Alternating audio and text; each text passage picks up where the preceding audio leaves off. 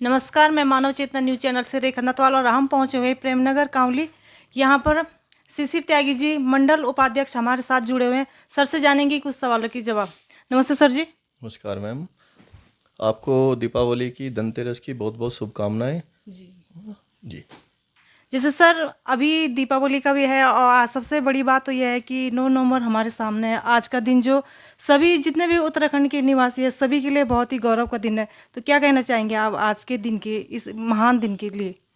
सबसे पहले तो सभी प्रदेशवासियों को हमारे उत्तराखंड जन्म दिवस की बहुत बहुत शुभकामनाएं। जी। और ये दिन हमारे उत्तराखंड के लिए बहुत बड़ा दिन है। जी। इस दिन आज से 23 साल पहले हम लोग ने जन्म लिया, उत्तराखंड ने जन्म लिया। जी। और उन 23 सालों में जी। हमारी यात्रा बहुत लंबी चली है। और जो पिछले लगातार छठा साल हमारा हो गया है जो हमारी सरकार काम कर रही है भारतीय जनता जी। पार्टी के नेतृत्व में। और अभी माननीय पुष्कर सिंह धामी जी के नेतृत्व में हम बहुत अच्छे तरीके से नेतृत्व कर रहे हैं और उत्तराखंड को हम विकसित राज्य की तरफ ले जाने की ओर अग्रसर हैं। जी। और हमें उम्मीद है कि धामी जी अगले 4 सालों में उत्तराखंड को देश में नंबर 1 या नंबर 2 की स्थिति पर लेकर आ जाएंगे। जी। सर जैसे आप मंडल के उपाध्यक्ष भी हैं, तो मतलब वहाँ पर किस प्रकार की आप समस्याओं को देखते हैं? समस्याएं कुछ जनजीवन से संबंधित हैं, कुछ समस्याएं हमारी रोजगार से संबंधित हैं, जी। कुछ नौकरी से संबंधित हैं। जी। बाकी विकास कार्य तो देखिए ऐसा है, रोड है, बिजली है, पानी, ये तो चल ही रहा है, विकास का क्रम है, ये तो चलता ही रहेगा। जी। नई कॉलोनियाँ बन रही हैं। बट हमारी जो मेन समस्या है नौकरी की और उत्तराखंड से पलायन की जो है, जी। उस पर हमारी सरकार खासकर विशेष तौर से बहुत काम कर रही है। जी। और अभी आपने देखा होगा कि हमारे यहाँ ऊपर पहाड़ पे काफ़ी वो बनाए जा रहे हैं, एक सब्सिडी दी जा रही है जी। बनाने पे, जो क्या बोलते हैं इसे, जिस पे होटल टाइप बनाने के लिए ना जी। जी। बहुत हम लोग सब्सिडी दे रहे हैं। तो इसी क्रम विकास के क्रम में हमारा प्लान बहुत तेज़ी से रुका है। और अभी आने वाले 2 दिसंबर में आप देखेंगे हमारे यहाँ एक इंटरनेशनल इन्वेस्टर समिट होने जा रही है, जी। जिसमें हमें उम्मीद है कि शायद हमारा उत्तराखंड देश में नंबर 1 की तरफ बढ़ जाएगा। इतनी तेज़ी से हमारे यहाँ इन्वेस्टमेंट आने की हमें उम्मीद है। जी। जैसे कि धामी जी सभी देशों में, लगभग 10 से 12 देशों में जा चुके हैं और सभी ने बहुत अच्छे तरीके से रेस्पॉन्स किया है। और हो सकता है कि आने वाले समय में 1 से 2 साल के बाद आप ये सब बदलाव महसूस करेंगे। सर जैसे आप देखते होंगे कि उत्तराखंड की आधा से ज़्यादा जो जनसंख्या है, युवा जो पीढ़ी है, तो रोज़गार के लिए काफ़ी परेशान है।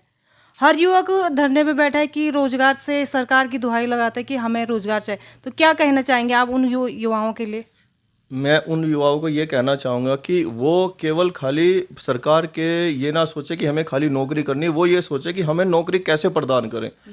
स्वरोजगार के बारे में विचार करें, जो कि हमारे मोदी जी का आपने देखा भी होगा, मोदी जी का विजन है स्वरोजगार। वो चाहते हैं कि हमारा युवा रोजगार न नौकरी ना करे बल्कि नौकरी दे, इस तरह के काम करें कि वो और हम आपने देखा भी होगा कि बहुत सारी योजनाएं सरकार की हैं जी। जो हम सब्सिडी प्रदान कर रहे हैं, जी। जिनमें कि जिससे अपना वो रोजगार स्थापित कर सके। जैसे कि आपने देखा होगा, छोटे लेवल से देखा, रेडी रिक्शा वाले तक को हम लोग 10-10 हज़ार का बिना गारंटी का लोन प्रदान कर रहे हैं। जी।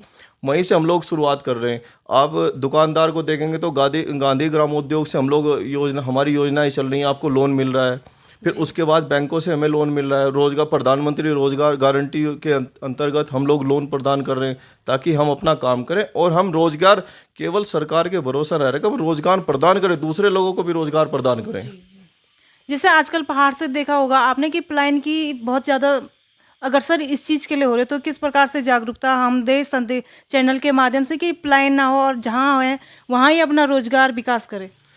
सरकार इस दिशा में बहुत तेज़ी से काम कर रही है। जी। और हमारे धामी जी का और मोदी जी का तो खासकर विजन है। अभी आपने देखा होगा मोदी जी बार बार केदारनाथ और बद्रीनाथ की यात्रा पर आते हैं। जी। वो यात्रा के साथ साथ एक धार्मिक पहलू के साथ साथ उनका एक औद्योगिक पहलू भी है। जी। उनका कहना है कि पहाड़ की जवानी पहाड़ के काम आए। जी। पहाड़ की जवानी अभी दुनिया के काम आ रही है, पहाड़ की जवानी पहाड़ के काम आए। जी। इसी इसी बारे में हमारी सरकार ने निर्णय लिया है कि हमारे जितने भी ऊपर पुराने घर हैं उन सबको 50% 60% तक की सब्सिडी हम लोग प्रदान कर रहे हैं, वो बनाएं और उनमें होम स्टे चलाएं। जी। होम स्टे एक ऐसी योजना है जो पहाड़ के जवानी को पहाड़ के काम लेके आएगी और उससे हमारा रोजगार। अभी आप मंडल उपाध्यक्ष के रूप में पद पे काम करें, तो आगे क्या योजनाएं हैं आपकी फिर? योजनाएं निरंतर, हमारी योजनाएं, हमारे संगठन की, हमारी पार्टी की योजनाएं निरंतर मार्गदर्शन, मोदी जी के, माननीय मोदी जी के मार्गदर्शन में और धामी जी के मार्गदर्शन में निरंतर हमारी सरकार यही चाह रही है कि कब कैसे जो हमारे सबसे नीचे का तबका है, जो ज़मीन से जुड़ा हुआ तबका है, उसे हम कैसे ऊपर उठाएं। क्योंकि हमारी पार्टी का भी एक यही नारा है कि जो हमारा एकात्मवाद है, अध्यात्मवाद है, वो हमारा नीचे का सबसे पीछे जो हमारा पंक्ति में खड़ा है वो कैसे आगे आए। हमारी सरकार माननीय धामी जी के, माननीय मोदी जी के नेतृत्व में उसी पर कार्य कर रही है। और पिछले 6 साल में और सेंटर के पिछले 9 साल में आपने देखा भी होगा कि जो काम पिछले 60-65 साल में नहीं हुए, हम हमारे 9 साल में हमारे हो गए हैं। और आगे भी इसी तरीके से निरंतर यह प्रक्रिया चलती रहेगी जब तक कि हमारा एक एक नीचे का व्यक्ति ऊपर की श्रेणी में नहीं आ जाता। आपने देखा होगा कि अभी गरीबी में हम तीसरे पायदान पे पहुंचे हैं धीरे धीरे। और हम ये चाहते हैं कि हमारा देश में कोई भी युवा, कोई भी बेरोजगार ना रहे और कोई भी गरीब ना रहे। सब लोग विकसित हों, सब लोग सुखी हों। हमारे चैनल के माध्यम से क्या संदेश आप युवाओं को देना चाहते हैं?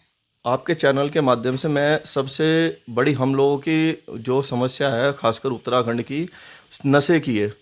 मैं युवाओं से सिर्फ यही कहना चाहूँगी, वो इस नशेखोरी की आदत को छोड़ें और रोजगार पर ध्यान दें। खाली सरकार के भरोसा नहीं, अपना भी रोजगार है, स्वयं रोजगार करें। सरकार आपके साथ खड़ी है, केवल आपको नशे से बचना है। क्योंकि नशाखोरी हमारी पहाड़ की बहुत बड़ी समस्या है और इस समस्या से हमें युवाओं को भी, अपने आप को भी, आगे बच्चों को भी बचाना होगा। तो हम विकसित हो पाएंगे, हमारा उत्तराखंड विकसित हो पाएगा। धन्यवाद करना चाहती मैं सर को, और हाँ, अपनी टीम के माध्यम से हम भी दीपावली और 9 नंबर की शुभकामनाएं सर को देना चाहते हैं। और सर ने इतना कीमती टाइम हमें दिया, सर का एक बार और फिर से धन्यवाद।